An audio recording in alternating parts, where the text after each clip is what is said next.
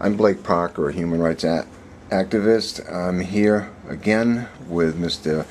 Eric Kamba, who is the Executive Director of the Congolese Development Center in Lynn, Massachusetts, just north of Boston. I myself am a human rights activist, and Mr. Kamba is an expert on DR Congo and issues related to it. So this is a continuation in a series of videos about issues in DR Congo, all ultimately connected to human rights. A couple of things we're going to talk about today are rape in DR Congo and genocide. These are two things that are not so nice to talk about, but it's absolutely necessary for people to understand what's been going on. Monsieur Kamba, can you kind of explain what's been going on in terms of the extraordinary number of rapes that occur in DR Congo? Thank you, Mr. Blake, and thank you first for coming to meet us again. As always, we would like to thank you. This is an opportunity for us to talk to the community, our community, the international community, everybody out there who can listen to us as to raise the awareness of things that are going on in the Democratic Republic of Congo. Rape in Congo is being used actually as a weapon of war, especially in eastern Congo. This has been documented when you see this armed group walking into a town. They will rape women and girls publicly, and then sometimes privately. And this is a way of punishing local population, and is a way of actually terrorizing the community. Just to answer your question, about 48 women are raped in the Democratic Republic of Congo. There was a study published, I believe, in the American Journal of Public Health in June that found that actually there were over, if I don't mistake, 1,152, something like that, of women that have been raped every day. Which was, just the number, the statistic I gave you before, which is equals to something like 48 women being raped every hour, and this is like a 26 times more than the previous statistic that we're giving of 16,000 women raped in 1 year, according to the United Nations. So the problem is real. Is a very serious problem that needed to be addressed. There's not another way of saying it. That's very sad. Okay, now there's also been a genocide talked about in DR Congo. I remember speaking with you and actually a whole number of people, very knowledgeable people outside the United Nations a couple years ago. There was a senator there from Spain. There were human rights activists, medical doctors, all kinds of people, and they said that there was literally a genocide going on, but I haven't been reading about a genocide in the news or hearing about it. Can you explain that a little bit, please? Thank you, Mr. Parker. For us Congolese, we don't understand what is going on. Killing of people is not good.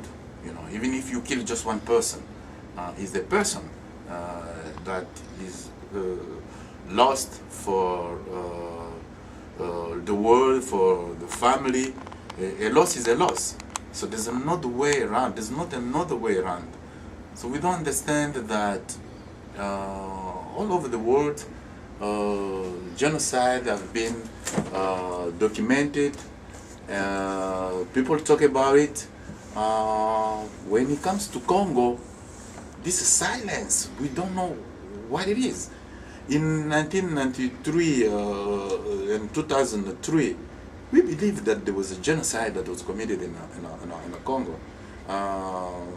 By the way, the UN mapping exercise documented those serious atrocities, those violation of human rights that were committed in Congo, and UN report clearly shows that those killing of Hutu civilian in the Democratic Republic of Congo can be called the genocide. And what are the total numbers? How many people have been killed? The numbers staggered me. Yeah, the talking all together. Now they're trying to tell us that of this number, the total number of 5.4 million people that were killed, some of the people died of diseases that could have been prevented. But what is important is that thousands of people were just killed. They were killed because of their ethnical and membership. So you see Hutu, they look Hutu, and they were killed because they were Hutu. So that's genocide. It's a deliberate or a systematic destruction of all or one part of the group. For it could be an ethnic, racial, or religious, or national group, and that is enough on itself. It's necessary and enough in itself to be considered a genocide. And the UN actually report accuses Rwanda, Uganda, and Burundi forces for participating in this attack, and recommended that the international community seek to prosecute those that were responsible. Now, to answer your question, the silence, the fact that nobody's talking about this, all these recommendations are somewhere there in a UN basement, they're dying there, and nobody's talking about that. Is just we cannot just understand why. Interesting.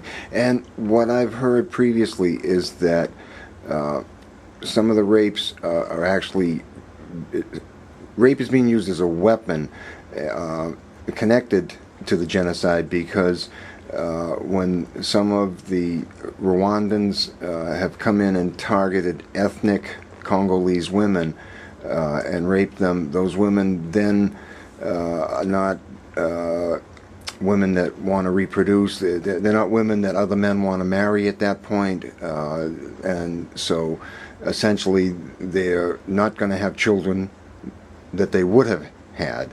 So I've heard that part of this systematic rape system is connected to this. Do you have anything you can say about that? Exactly. So this is there's an element there. It's something. It doesn't happen in a vacuum. It's something that is prepared. Is deliberate. Is a system. So they have put in place a system to destroy either the whole thing or a part of the group. So it's true that they're coming in town. They rape these women, knowing that they shame them, knowing that nobody will look at those women again. These women will not be the same again, and they destroy their organs, so that these women cannot have children anymore. So it's a destruction. It's done so that they can destroy a